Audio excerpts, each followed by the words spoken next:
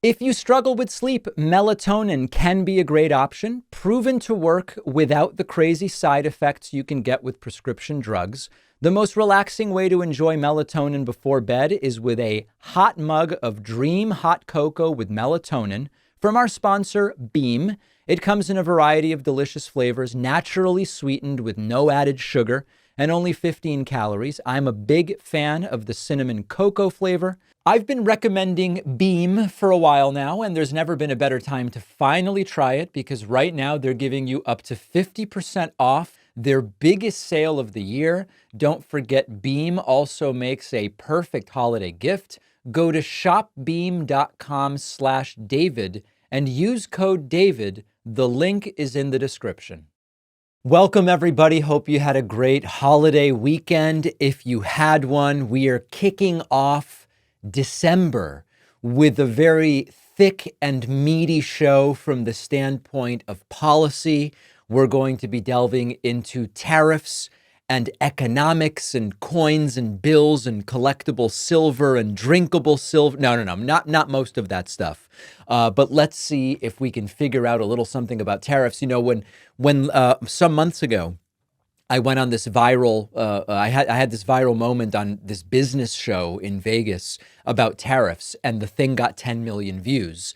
I didn't necessarily know that we would be here today with Donald Trump poised to slap tariffs on China, Mexico, Canada, and that we would now be, daily corporate media talking about tariffs and mostly not talking about it particularly accurately. So let's dig right in.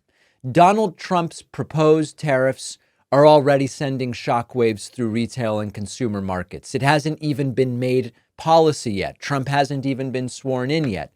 But we have, of course, economists, but we have executives and experts sounding the alarm and saying prices are going to go up. Now, a little bit later in the show, we are going to talk about when and how tariffs can work. That's in another segment because tariffs are a tool. It's sort of like, is a hammer good or bad? Well, it depends on whether you're trying to, put frosting on a cake or hammer in a nail. For one of those jobs, the hammer is very good. So we're going to get to that. But what we are now going to talk about is the havoc that Trump's proposed tariffs are wreaking, and the mere anticipation of these tariffs is already having an effect. Best Buy CEO is warning costs will go up significantly for the stuff that Best Buy sells, mostly personal and consumer electronics, if Donald Trump does indeed put these tariffs into place. This is not a hypothetical scenario. The Best Buy CEO is explaining 60% of the products Best Buy sells are imported from China.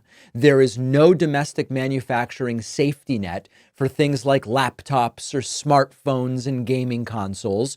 It's 40 years of establishing these supply chains without building this stuff in the United States. And the lack of a domestic alternative for these products is a critical part of figuring out when tariffs could work versus when tariffs are simply going to cost the average consumer more money.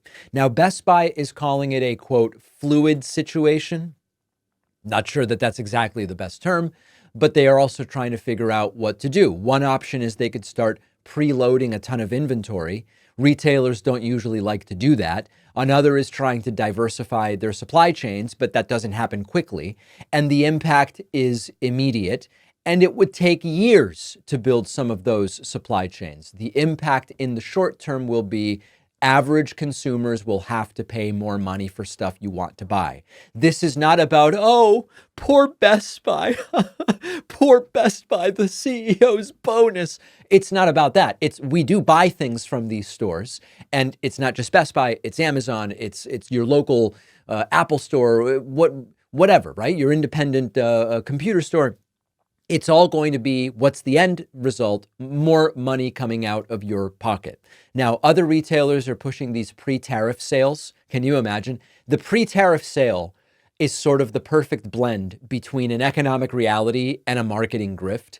What the pre-tariff sale that we've been seeing during Black Friday and Thanksgiving is essentially invoking the fear of future price surges to get people to buy stuff right now. The message is buy now and avoid the future higher prices. And over the Black Friday weekend, there were shower head companies, furniture companies saying buy before the tariffs. And of course, the problem is that this can go too far and just become an excuse to raise prices now. So we have to keep an eye on the sort of marketing aspect of it as well. Now, Trump's goal with tariffs is to punish other countries, China, Canada, Mexico, and to encourage domestic production and domestic job creation. But the reality is that it doesn't work that way in many of these industries. If you look at the electronics industry, they are not going to suddenly sprout a US factory overnight where they can make smartphones and, Sega Genesis or Super Nintendo, whatever the latest thing is now. And even if they did, those products would end up costing a lot more after the years it takes to build those factories. Now, as I was reading about this over the weekend, I asked myself, where was all of this news before the election? Because retailers and trade groups knew exactly what Trump's proposed tariffs were going to mean for their businesses and their customers, yet they mostly stayed quiet when voters could still decide, whereas they could have been saying, hey, Americans, the real world consequences of these tariff proposals from Trump is that everything is going to be really expensive. Instead, now they're going, yeah, it's going to get expensive, but it's too late. People already voted.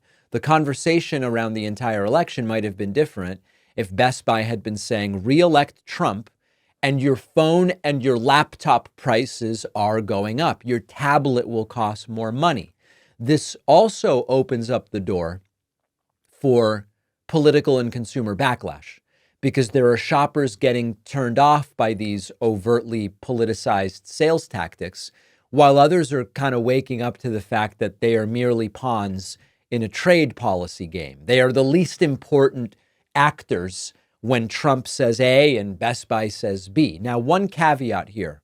Trump's tariffs aren't guaranteed. We have to remember Trump does promise lots of things he doesn't ultimately do. And there are some economists who are suggesting maybe Trump is only talking about tariffs to get a better negotiating position for trade deals. Maybe.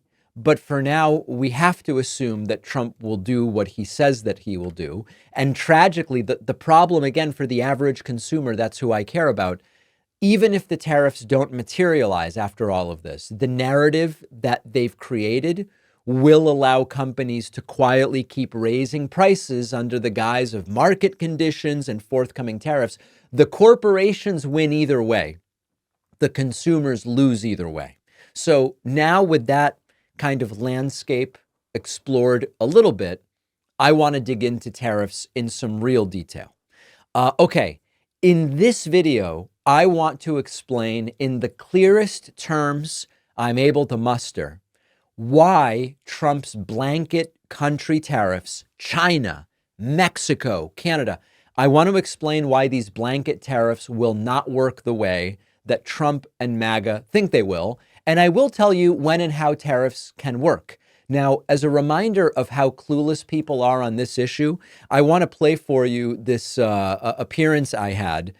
When I was in Vegas a few months ago, I went on the Sean Mike Kelly podcast. It's supposedly one of the top business podcasts in the country. I don't know whether that's true or not. That's what the podcast claims. And the host of one of these supposedly top business podcasts in the country had no idea how tariffs work. This clip went gigaviral. It was seen something like 50 million times. Take a look at this. So when it comes to Trump, do you dislike his policies or him as a person or both? I don't dislike Trump as a person in the sense that I've never met the guy. So I think he has a lot of personality traits that make him completely unsuited to being president. And also, I think his policy prescriptions, to the extent that they exist and he understands them, which is a different part of it. A lot of the stuff Trump talks about, he still doesn't know how tariffs work. We're 8 years into this thing, 9 years in. He still thinks China pays the tariffs when they're paid by American companies. Yeah, I've seen him talk about tariffs. Very confused guy. Wait, so China's not paying tariffs right now? The tariffs are paid by the American companies that import the Chinese goods. That's the way it's such a fundamental, and I see you looking a little confused on this one. Yeah, I'm confused. This is the way tariffs work. What Trump did is place tariffs on Chinese imports. By the time the imports get here, China's been paid for this stuff. Maybe they get net 120 terms, right? But in a sense, China has already transacted. The American company who brings the goods in pays the tariffs. Really? You're kidding right now. No, I thought he said he was raising the tariffs by 50 to 100% for Chinese imports. You got to clip this. I'm begging you. You got to clip this. Okay, so as you can see, even the host of one of the top business podcasts in the country doesn't know how this works. Blanket tariffs on an entire country sound really tough, but they almost never work as intended because they don't address the realities of global trade and supply chains. The idea behind tariffs is you make the imported goods more expensive for the company doing the importing. And then if you're an American company and you say, oh, all of a sudden this stuff from China is more money, I'll make it myself. That's the dream, right? I'll hire people here and I'll make it myself. The catch is that, number one, industries don't magically spring up overnight. So in order to say, well, we'll just do domestic steel and domestic smartphones and domestic laptops, this stuff takes years or sometimes decades to build. In the meantime, you also won't just go from China to the US. You'll say, well, where else can I get this thing? Maybe at a little more money. It'll still increase the cost domestically. It won't bring the manufacturing back home. Now, I'll give you an example of failed thinking on this. I saw this video on TikTok. This is a guy who goes by the name Effing History, and he seems to be explaining to us the very big boy truth about how Trump's tariffs are going to be great. Take a listen. Tariffs are going to make things more expensive. Let me learn you something real quick. When they put tariffs on imported goods, that gives an incentive to domestic companies to produce those goods, increasing... Wrong. It gives an incentive to domestic companies to figure out how to get them at the cheapest available price. And with a lot of things, you'll get it at a cheaper price, maybe not from China, but what about Malaysia? Or what about, right? So he's wrong about this. Domestic production would bring down prices. Also, increasing domestic production will not bring down prices if it's more expensive to produce domestically.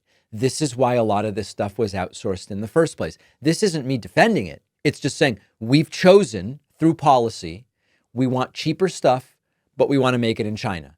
If we wanted a $2,000 iPhone, you could do it domestically, but it won't bring down the price.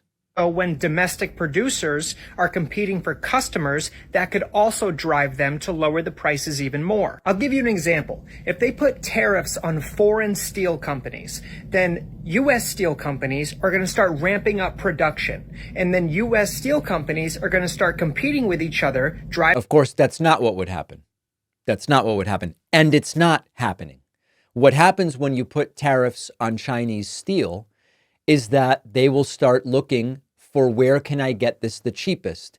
Is the cheapest option to ramp up production in the US, or is the cheapest option just to get it from Vietnam, India, or Malaysia? Well, that's what they're going to do because it'll be more expensive than from China, but still cheaper than making it domestically. Steel, we already get some from Brazil, Japan. We could try to get more if their supply chains can handle it. So a lot of these tariffs just shuffle the global supply chain around, but no matter what, it means higher costs for consumers. Smartphones is a good example. Smartphones are overwhelmingly manufactured in China. If the US imposes a blanket tariff on Chinese electronics, Apple isn't suddenly going to start building iPhones in Kansas, never mind how long it would take them to do that. They'll move production to India.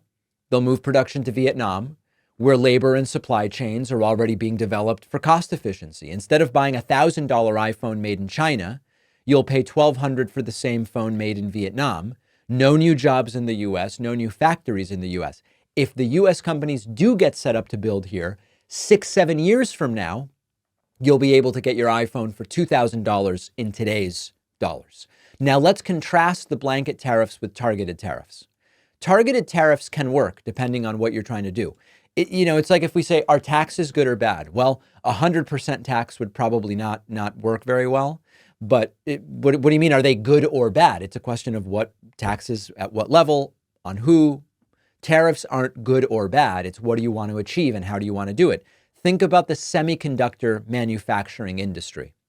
The US relies heavily on Taiwan for advanced semiconductors. These are critical for everything from smartphones to military equipment. These semiconductors are in everything. That reliance, you can argue, makes the US vulnerable. It's vulnerable economically, geopolitically. Imagine China invades Taiwan, semiconductor production is disrupted. Now what happens? So you could say, well, let's put in place a package to truly encourage domestic production of semiconductors in a targeted and sort of a scaled way that grows over time. So what you would do is say, we are going to put a tariff on certain semiconductors, the ones above a certain technological threshold, when they are coming from Taiwan. We will have an on-ramp for the tariffs. They won't start right away. We're telling you now we're going to ramp them up over this period of time, and we're going to create some incentives to do semiconductor manufacturing domestically. Okay. And then you get a company like Intel that has been interested in expanding chip manufacturing in the US, incentivized to do it with a clear on-ramp and a clear target sort of at the end of the rainbow. That makes sense. Building, operating semiconductor plants does create high-skilled, high-paying jobs in all sorts of different areas, engineering, manufacturing, logistics. So there's this ecosystem that comes with doing this, and you can do it in an adult, mature way rather than tariff on everything from Taiwan. A blanket tariff on all Taiwanese goods would just be hugely disruptive to industries. It would disrupt electronics. It would disrupt machinery, so many different things. And if you do it that way, companies would just shift to sourcing semiconductors from South Korea, Japan, maybe even China. So targeted tariffs in particular ways can be a great economic tool. What Trump is doing makes absolutely no sense whatsoever. Is this clear? I hope it is. Are you having trouble sleeping or staying asleep? Sleep is one of the most important foundations of mental and physical health. And our sponsor, Beam's formulation called Dream, is a delicious nighttime hot cocoa drink with melatonin, clinically proven to help you fall asleep faster and stay asleep longer. Melatonin can also help correct circadian rhythm disturbances, get your sleep schedule back on track, for example, in jet lag situations. Dream comes in great tasting flavors like mint chocolate chip, chocolate, peanut butter, sea salt caramel. I love the cinnamon cocoa version. No sugar added, sweetened with monk fruit, just 15 calories per serving. Dream hot cocoa it's just a nice way to wind down before bed. It's hot and flavorful. It's not overly sweet. It's a soothing way to relax about an hour before going to bed. I've been recommending Beam for a while now, and there's never been a better time to finally try it because right now they're giving you up to 50% off their biggest sale of the year. Don't forget, Beam also makes a perfect holiday gift. Go to shopbeam.com/David and use code David. The link is in the description. The David Pakman Show depends primarily on the support of our viewers and listeners. That means folks like you. You might imagine that there is some mythical viewer or listener that's very different from you out there in the ether somewhere that supports the show. They're really folks just like you. And I invite you to sign up at joinpakman.com. We do an entire extra show every day called The Bonus Show, which you get along with many other great membership perks when you sign up at joinpakman.com. Well, he did it. Joe Biden has announced that he is pardoning his son, Hunter Biden. MAGA is losing it. Joe Biden did previously say he would not pardon Hunter Biden, making this even bigger news. NBC News, I believe, was the first to report President Biden pardons his son, Hunter Biden. We have a statement from the White House, which is, where is the statement from the White House? It's somewhere here. I know that we have it somewhere. Here it is. Today, I signed a pardon for my son, Hunter. From the day I took office, I said I would not interfere with the Justice Department's decision-making, and I kept my word, even as I have watched my son being selectively and unfairly prosecuted. Without aggravating factors like use in a crime, multiple purchases, or buying a weapon as a straw purchaser, people are almost never brought to trial on felony charges solely for how they filled out a gun form. Those who were late paying their taxes because of serious addictions but paid them back subsequently with interest and penalties are typically given non-criminal resolutions. It is clear that Hunter was treated differently. And Biden goes on to explain, and you can read the entire statement, that this is just not fair, that this was a political targeting not in line with the severity of Hunter Biden's actions. Whether that is or isn't true, here is Joe Biden just some months ago saying he will not pardon Hunter Biden. Your son Hunter is on trial, and I know that you cannot speak about an ongoing federal prosecution. But let me ask you, will you accept the jury's outcome, their verdict, no matter what it is? Yes. And have you ruled out a pardon for your son? Yes. I have ruled out a pardon. Yes. Have you ruled out a pardon? Yes, I have. Now, as I've said before, I agreed with not pardoning Hunter Biden. Of course, I agreed with not interfering. There was no evidence that Biden was involved in any way helping his son. That's obviously correct. It's not the way Trump would behave. And I was against a pardon for Hunter Biden. I am still against presidents pardoning their sons. And I also recognize that based on Donald Trump's cabinet choices, I 100% understand why Biden did it. I'm against it, and I know why Biden did it. We will talk later on in the program. Trump wants to put Kash Patel in charge of the FBI. This is twofold in its motivation. Number one, make sure that all of the data and documents about investigations into Trump never see the light of day, and also target the adversaries and political enemies of Trump and go after people. Go after the people Trump believes went after him. Trump believes that Biden orchestrated and puppet mastered the investigations and cases into Trump, and therefore Trump has every interest in sicking Kash Patel like a dog against Biden and Biden's family. There is every indication that Trump will try to do the things he said he would do, which includes going after Biden and his family. So I am against this game 100%. Presidential pardons for your son, but I get why Biden did it. And here's the real issue with this. Trump has carte blanche now to pardon whoever the hell he wants. In fact, there's more to it. Trump already pardoned whoever the hell he wanted. He pardoned Michael Flynn, and he pardoned, did he pardon Bannon? The list is so big, I don't even remember. But look at Donald Trump's reaction to this, who posted to Truth Central, quote, "Does the pardon given by Joe to Hunter include the J6 hostages who have now been imprisoned for years? Such an abuse and miscarriage of justice." You know, the problem we now have, and it's so clear from what Trump is saying, Trump's going to pardon some of the January 6th rioters. There's no doubt about it. We are going to see all of that happen. But now when Trump does it, and we say, that's crazy, that's nepotism, it's cronyism, they say, David, leftists, progressives, Biden pardoned his own son. And the conversation kind of is over. Now, I will concede to you, it does appear that the way the Hunter cases were handled was not in line with typical prosecutorial discretion. I agree with Biden on that.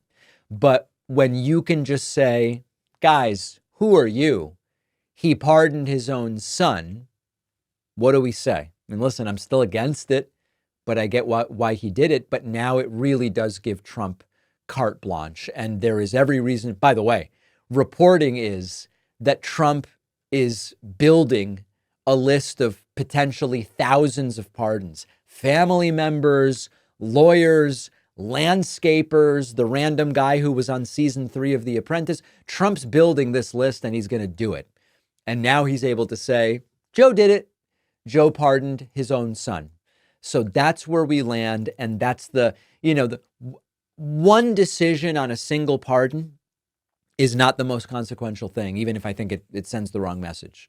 The fact that now Trump can do whatever the hell he wants, that's a real problem. Let's talk about authoritarianism.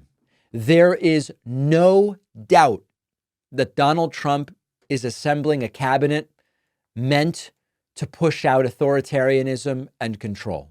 Trump's cabinet, as designed, is not for governance. It's for authoritarianism and control. Trump's picks aren't merely unqualified. They are ideologues handpicked for their willingness to dismantle democratic safeguards. And the themes here are all authoritarian: undermining impartial institutions, militarizing civilian spaces, centralizing executive power, dehumanizing the dissenters, eroding into nothing the checks and balances. It is not just a dangerous group of people that Trump is nominating. They're the infrastructure of a Trump-led authoritarian takeover. If you look at their backgrounds and their statements, they aren't of governance. They are of loyalty to Trump's vision of absolute power. Kash Patel for FBI director. We're going to talk more about Kash Patel a little bit later on in the show. Patel's career is brown-nosing loyalty to Trump. It's not impartiality. It's not what we need in an FBI director. And Kash was instrumental in attempts to discredit the Russia investigation. He drafted memos that falsely claimed the FBI had it in for Trump. He's openly called the FBI's leadership corrupt. This aligns with the deep state conspiracies of Trump and the people around him. And if you make Kash Patel the FBI director, you are signaling bye-bye to the independence of the FBI. Expect an FBI under Patel to prioritize political loyalty above everything else. Objective law enforcement, not under Kash Patel. The investigations are going to shift from looking at actual threats to perceived enemies of Trump's agenda. We know it. They might even go after Biden's family. Disastrous authoritarianism. Pete Hegseth as Secretary of Defense. Of course, Hegseth has no experience managing military operations or strategy, but he's made headlines because he just adores authoritarian leaders. He's praised Viktor Orban's Hungary because it has strong borders and rejects liberal democratic values. When he was a Fox host, Hegseth downplayed the importance of civilian control over the military, which for democratic governance in the United States, civilian control over the military is a major check and balance. And if he does become Secretary of Defense, you could see the Pentagon go from what it is today, which is a certainly flawed but not overtly partisan institution, into a partisan stronghold, which will undermine what we would hope to see from the military, which is neutrality and professionalism. Not good. Stephen Miller, Trump's deputy policy guy. Stephen Miller's horrifying track record includes being the architect of the family separation policy, pushing that Muslim ban, dismantling refugee programs, and more recently, putting together the infrastructure of the forthcoming militarized mass deportation plan. He has all sorts of ideas as to how Trump can do things while bypassing Congress. That is a complete affront to the balance of power. And remember that the infamous emails that were leaked about 5 years ago revealed that he is obsessed with white nationalist literature and policies. You give Miller control in shaping policy, it is going to be dark, dark, dark. We've already talked about Tom Homan as Trump's deportation czar. He has said sanctuary cities are un-American.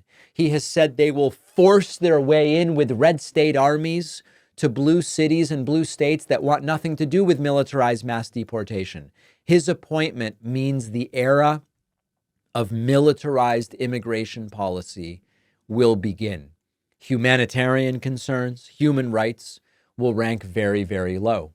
You've also got Elon Musk, who's going to run DOGE, the Department of Government Efficiency, or grifty edgelords, or gag-worthy. Okay, anyway, Elon's track record in business is gutting internal oversight teams, We've seen with X how he just says, oh, reinstate the banned accounts, no process. He doesn't like guardrails. He doesn't like regulation and accountability. It's a major red flag. He's attacked the SEC. He's attacked OSHA. So we could see a dramatic authoritarian undoing of regulatory infrastructure in the United States. And I could go on, but I won't.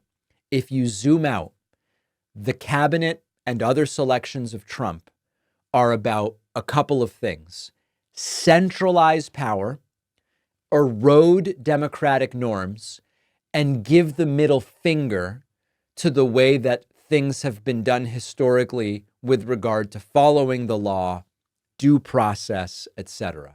These are not the people you hire if you want governance. These are the people you hire if you want to reshape government into a tool to be Trump's own personal agenda. And if these people take the reins, it's more than just democracy at risk. It is accountability, and it is fairness, and it is the government as we know it.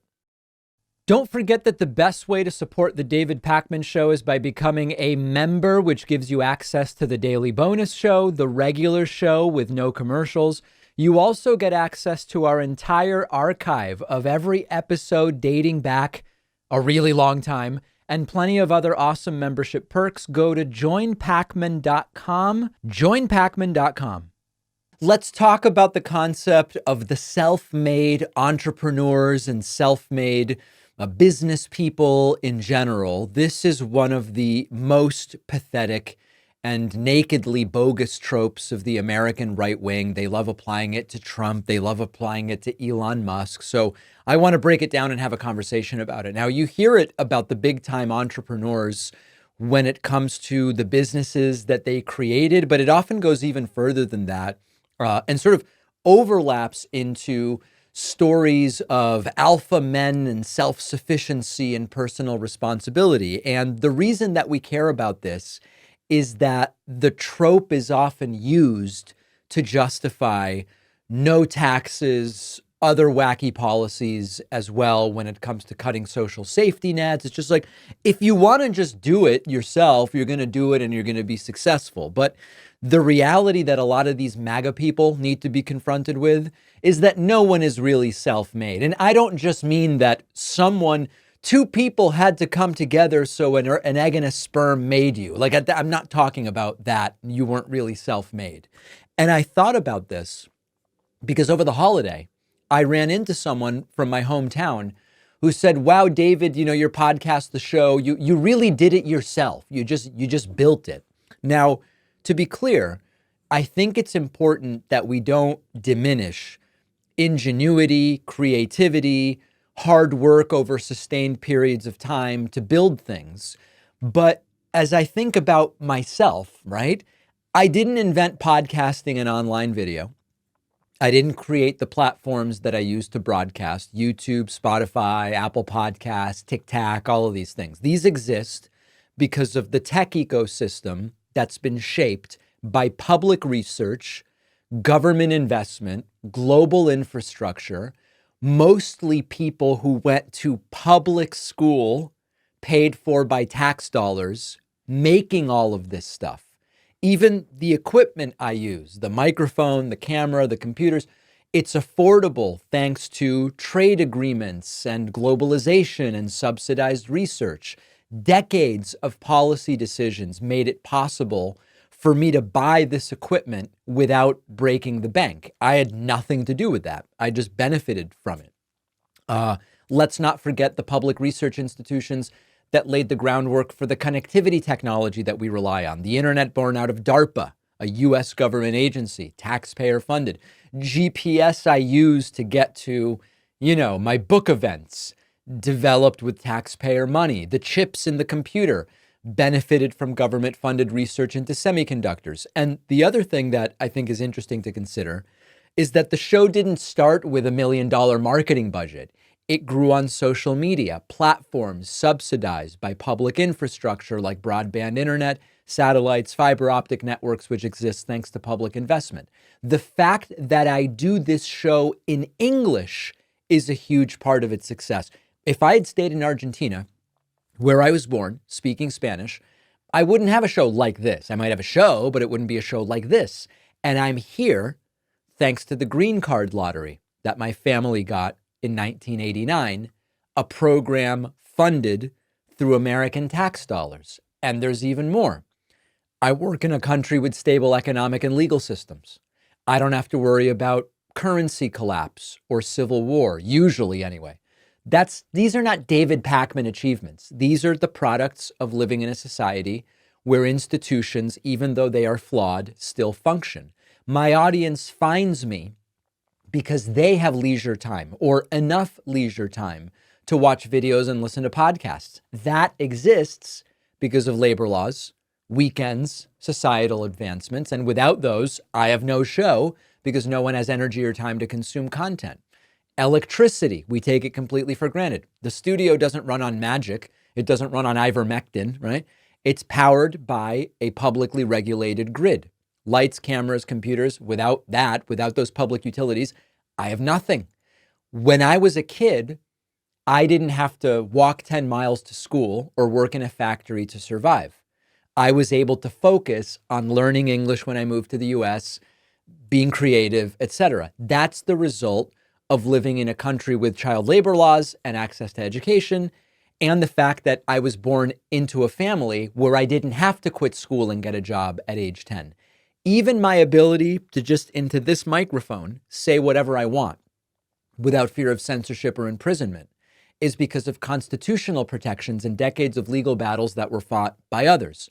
My employees are able to work because they have access to public transportation, healthcare, education, not my doing, all the result of effort by other people.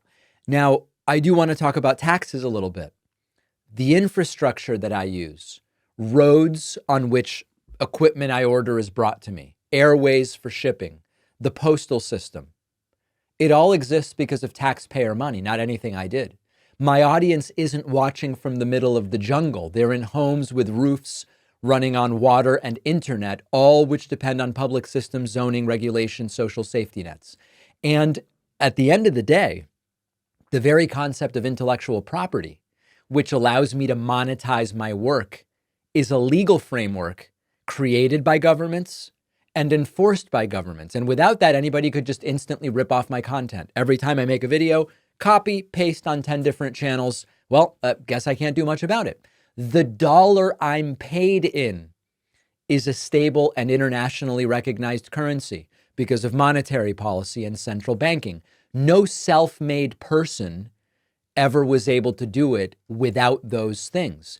My ability to sell memberships depends on payment processors and banking systems and platforms like PayPal and Stripe and Patreon. These are built on layers of public and private collaboration, none of which I invented. So I could go on and on. I won't, because I think you get the point. The very idea of even being an entrepreneur is very culturally specific. It's a value system, in a sense. Certain societies promote and certain societies don't. I didn't create that, but I certainly benefited from it. So I don't want to ignore that there is this interconnected nature to all of this. And when people do the I'm just self-made trope, a lot of what they mean is I don't owe anyone anything. There doesn't need to be taxation. There doesn't need to be regulation. There doesn't need to be a social safety net because anybody who's poor is poor because they're choosing to be, or they've just decided I'm not going to work hard enough not to be poor. That's the real problem. And if we want to do away with that ideology, we first have to back up and say, self-made, what does that even really mean? Obviously, Trump wasn't self-made. Endless money from his family, inherited his dad's business. Obviously, Elon Musk wasn't self-made. Family from, I believe it's Emerald Mines, benefited from immigration to the United States, built businesses on top of research that was taxpayer funded by done by public institutions. Of course, they're not self-made, but even the entire concept is a problem. Let's talk about Kash Patel, fulfilling one of the worst fears and nightmares. Donald Trump has nominated Kash Patel, 44 years old, to be director of the FBI. This is not who you select if you want an impartial institution.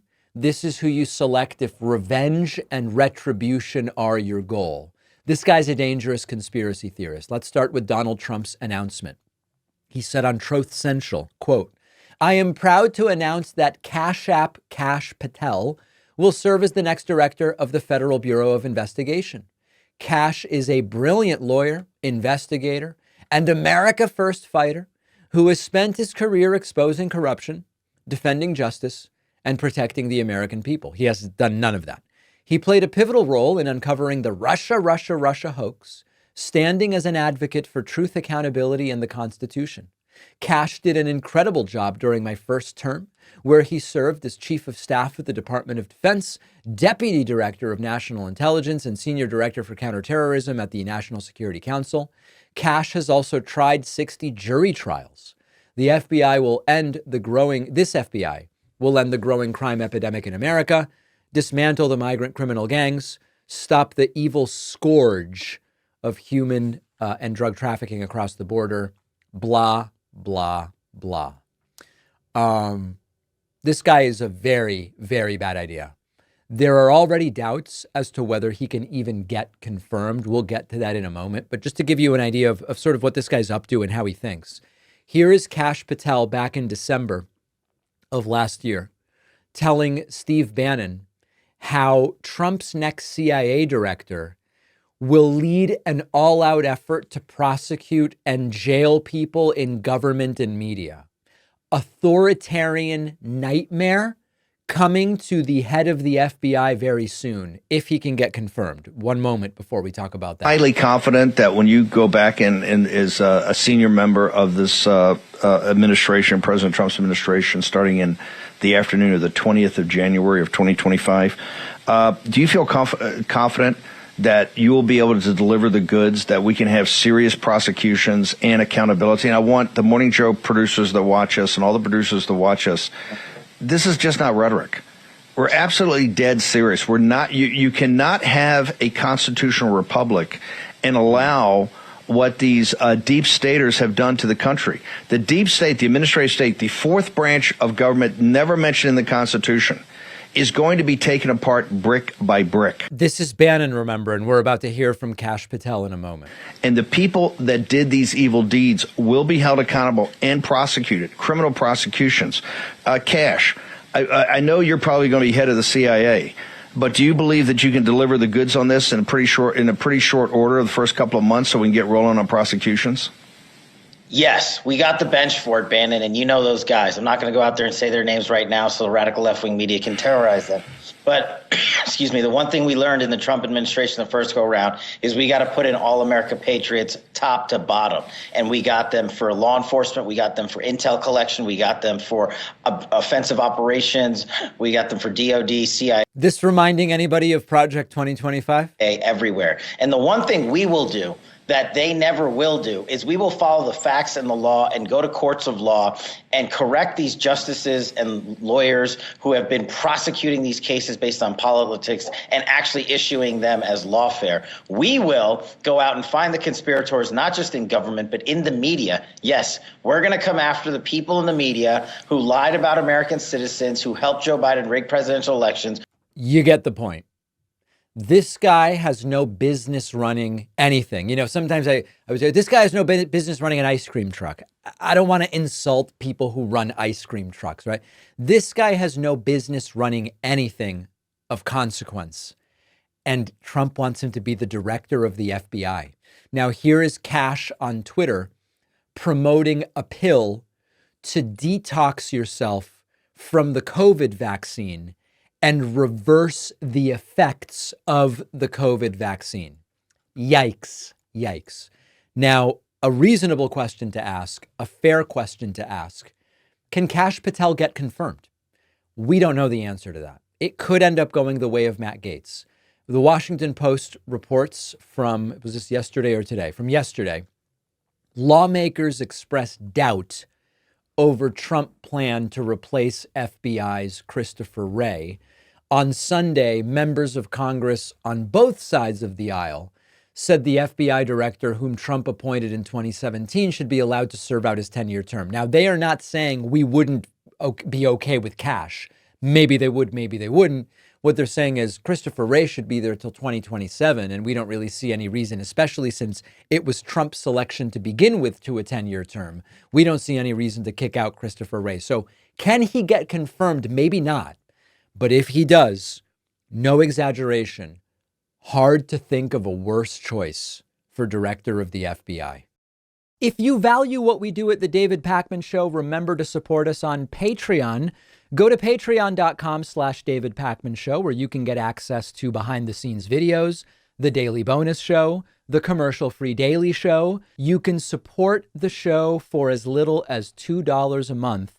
Check it out at patreon.com/David Pakman Show. Once again, Donald Trump has been publicly humiliated by Mexican President Claudia Sheinbaum. This is the second time in 2 weeks that she's publicly humiliated him. As you may know, Sheinbaum is Mexico's first female president, Mexico's first Jewish president, and last week she really let the wind out of Trump's tariff threats by saying any tariff Trump puts on Mexico, we will counter tariff on the United States. It'll just be a trade war. Nobody wins trade wars. It'll be bad for everybody. She has now stepped in to deliver another reality check for Donald Trump, another ego-bruising fiasco for the orange madman. Now, here's what happened. After last week's, I'm going to tariff Mexico, well, then we'll just tariff you. After all of that, on Truth Social, Donald Trump claimed he had a wonderful conversation with Sheinbaum, during which supposedly she agreed to stop migration through Mexico and close the border. A very bold claim for Trump to make and completely fabricated out of thin air. So let's start with what Trump said. On Truth, Donald Trump posted, quote, "Just had a wonderful conversation with the new president of Mexico, Claudia Sheinbaum Pardo. She has agreed to stop migration through Mexico and into the United States, effectively closing our southern border." Imagine coming away from a phone call with her thinking this is what she said. Trump continuing, "We also talked about what can be done to stop the massive drug inflow into the United States and also U.S. consumption of these drugs. It was a very productive conversation." Now, this was not the recollection of the Mexican president as to this phone call. So she immediately shut him down, publishing to Twitter. This is in Spanish, but I'll kind of translate as we go here. She said, "In our conversation with President Trump, I told him about our strategy that Mexico has followed to deal with the migration phenomenon, respecting human rights. Thanks to that, we take care of migrants and caravans before they get to the border. And I reiterate that the position of Mexico is not to close borders, but rather to build bridges between governments and peoples, communities." This uses the term pueblos, which literally means villages, but could be understood a few different ways. So she's saying, yeah, I didn't say any of that stuff. We're not closing anything. And it's just that, like, that's not what's going on. Now, the irony here is very rich. Trump loves to project strength, especially when dealing with women. And a lot of Trump's behavior, his body language, his behavior during not so much the Kamala debate, because it was a different sort of format, but with some of the Hillary debates when they would be walking around, that was his priority. I need to project strength. I'm physically bigger and I'm going to impose. And Trump loves that. And time and again, he gets called out by women who simply don't play along with his delusions. And Trump being widely mocked on social media after the Mexican president said, yeah, that's not what it is. And what's really happening here is that Trump is running the same scam he always runs, which is fabricate a win, announce it, hope that his base eats it up, and then move on before anybody notices that the entire thing's been fabricated and every other party says that's not at all what took place there. Sheinbaum's rebuttal really blew up in his face before it could even take hold. I mean, it happened so quickly that she came back and said that, no, we're not closing any border. That's not what we talked about. I don't even think that this one worked for Trump. I do think it's also important, you know, this is a show where We don't, we focus on identity when I have a reason to believe it's relevant, but we're not like a big identity politics show. Let's not ignore the misogyny here. Trump can't stand being contradicted, especially when it's a woman doing the contradicting. And so last week, when Trump said, I will tariff Mexico, and Scheinbaum says, oh, then we'll tariff you. Trump didn't like it. He came back. He got ahead of his skis and made claims about their phone call that didn't actually take place. So she comes right back because Trump goes into this overdrive to assert dominance, and he ends up actually looking weaker. Now, in the end, it doesn't sound like it was a wonderful conversation. It sounds like it was a PR stunt meant to project strength and control. And Claudia Scheinbaum correctly took it away from Trump. And the way Trump does diplomacy, to the extent that he cares about diplomacy at all, is lies and bluster. And Trump doesn't seem to grasp at a core level that not only does this backfire, but the tariffs will also backfire, not only because they will raise the cost of consumer goods in the United States, but because a country like Mexico can just counter tariff, and the next thing you know, you're in a very damaging trade war. We'll see what ultimately happens.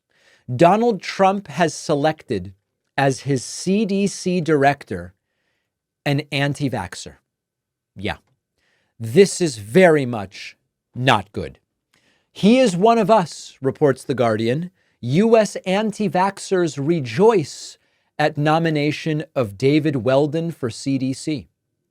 The move comes as the U.S. faces increased threats from bird flu, monkeypox, measles, and other vaccine-preventable diseases. Last week, I came to you, not with tears in my eyes, but I did come to you.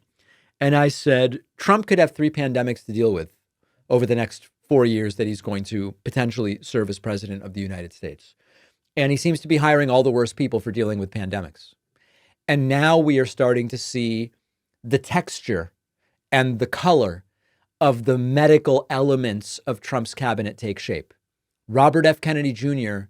for Secretary of Health and Human Services, and now David Weldon as director of the CDC. When David Weldon was in Congress, he used to be a Republican congressman. Obviously, you knew Republican.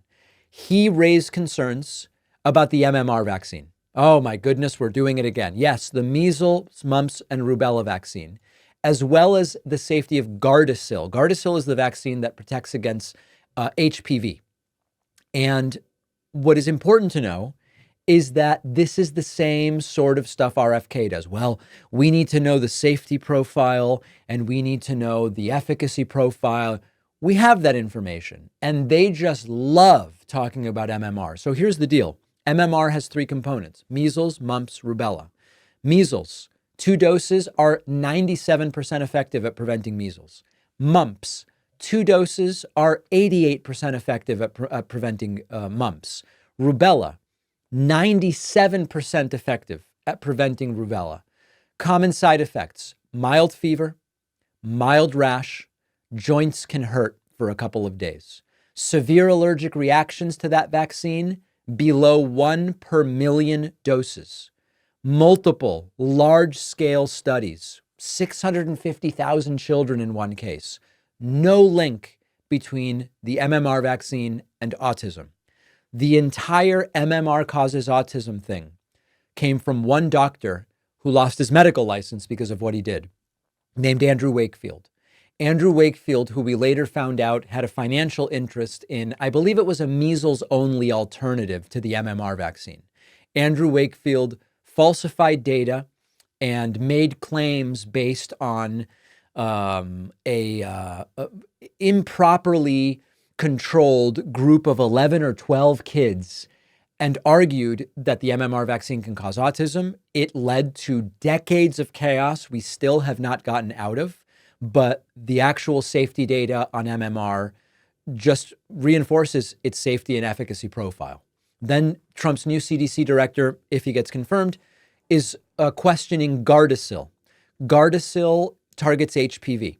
It targets a couple specific types of HPV, 16 and 18. Those cause 70% of cervical cancers. Gardasil is nearly 100% effective in preventing those precancerous lesions that people who have not been vaccinated can get.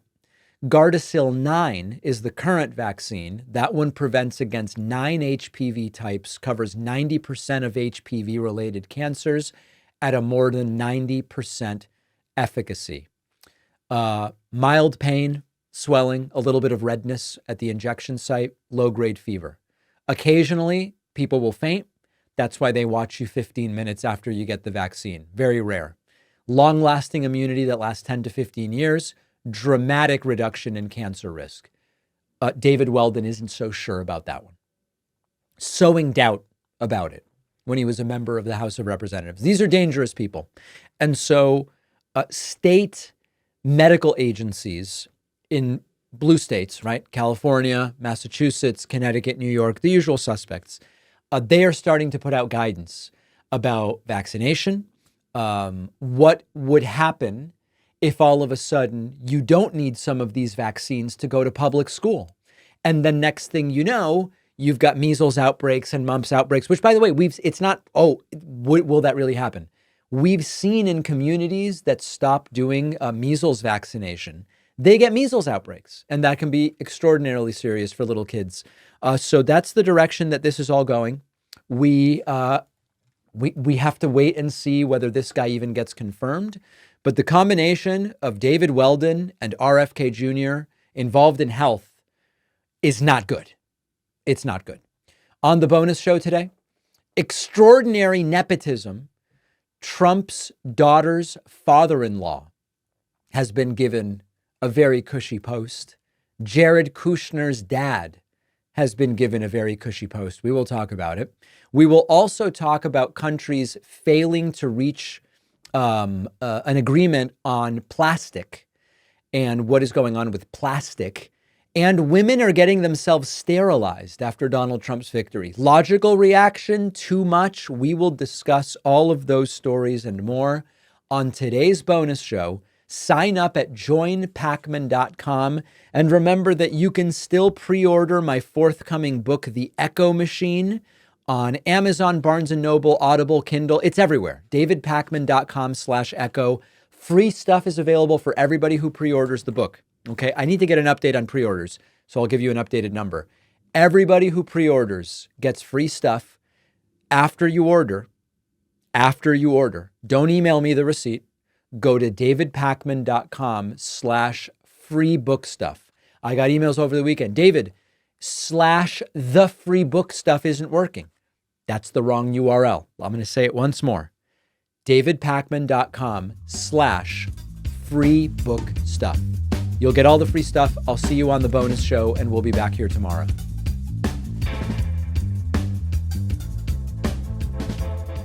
Thanks a lot for watching today's show. I just want to take a second to tell you about today's sponsors. If you struggle with sleep, melatonin can be a great option, proven to work without the crazy side effects you can get with prescription drugs. The most relaxing way to enjoy melatonin before bed is with a hot mug of Dream Hot Cocoa with melatonin from our sponsor, Beam. It comes in a variety of delicious flavors, naturally sweetened with no added sugar and only 15 calories. I'm a big fan of the cinnamon cocoa flavor. I've been recommending Beam for a while now, and there's never been a better time to finally try it because right now they're giving you up to 50% off their biggest sale of the year. Don't forget, Beam also makes a perfect holiday gift. Go to shopbeam.com/David and use code David. The link is in the description.